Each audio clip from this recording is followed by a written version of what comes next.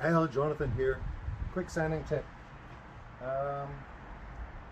Getting asked questions about how I sand inside these curves.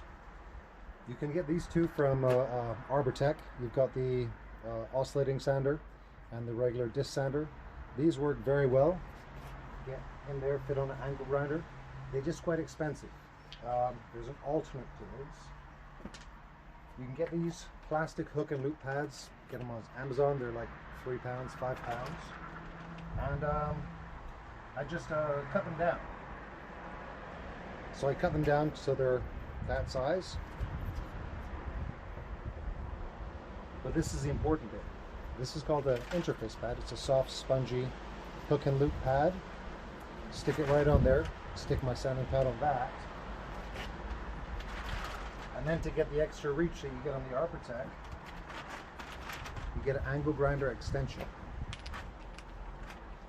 Screws straight in there. You've got pretty much the same thing. That's £5, that's 120.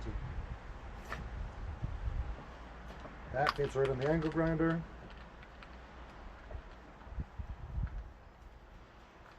And away you go.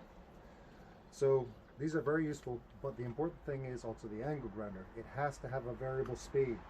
You need to be able to turn the RPMs down. If you put this on full whack, this piece is just going to fly off. So now when I put that on, nice and slow, manageable, and I can get into all those little cracks and crevices. Now you can get them in different sizes. That's a 125mm. Same thing, same interface pad, same disc. I cut this one down to 50mm, so I wanted to get a slightly bigger pad. Really simple, lets you get into do all that detailed sanding. Hope that helps. If you do have messages, just send me one.